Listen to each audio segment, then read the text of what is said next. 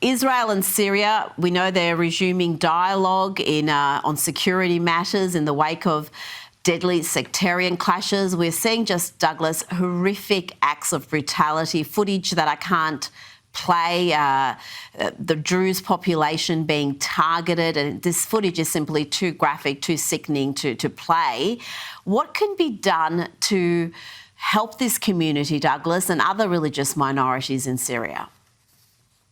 You know, it's absolutely appalling what's been going on in recent days in Syria. Noticeable as always, the people who've been completely silent on the matter, who obsess with anything that Israel does in the region and are totally unbothered when a jihadist or former jihadist, if you take him at his word, like the new leader of Syria, oversees a country in which this kind of ethnic strife is routine and commonplace. The Druze are a very small minority in the region, crossing in roughly in Lebanon, Israel, Syria, and are very beleaguered. And massacres like that in recent days, the only country that has done anything to actually intervene and try to stop this is the government of Israel, who is doing so partly at the behest of its own Druze population. The Druze population in Israel include remarkable people, include remarkable heroes who serve in the army and so on. But Israel decided to actively step in and try to prevent some of this ethnic cleansing of the Druze of Syria.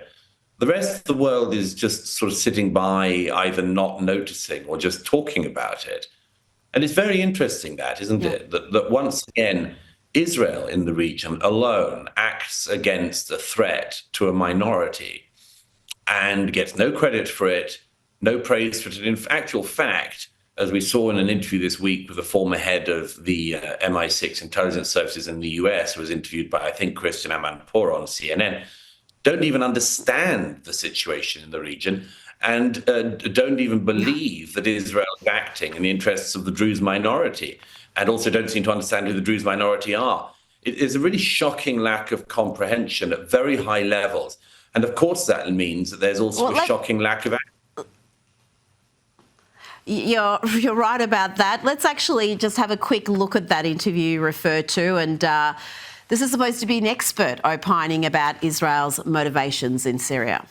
I don't actually believe the Israeli line that they are intervening in southern Syria in order to support the Druze, as if they have concerns about the Druze. The Druze are Arabs, they're Muslims, they are a part of the network of ethnic groups and religious groups inside Syria.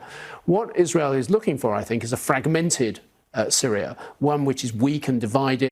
It's the former head of MI6, and he doesn't know basic information, Douglas, like the Druze are not Muslims.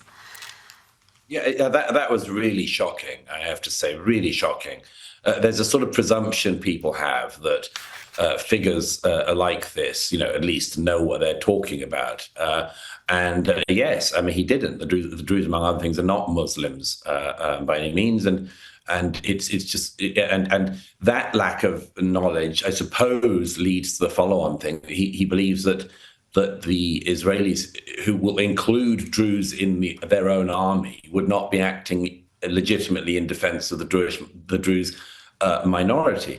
As for the idea that Israel wants a fractured Syria, I mean, this is just pure projection or something like that by the former head of MI6.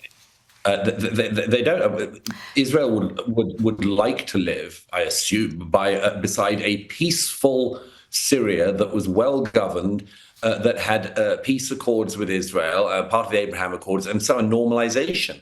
They don't want an endless war zone next door to them. Who would? We've seen what that means in recent years. We've seen what it means foreign proxies in Syria firing into Israel and so on. Of course. No, I mean, there's just. I've said to you often, Rita, there's this feeling in recent years that the adults have left the room.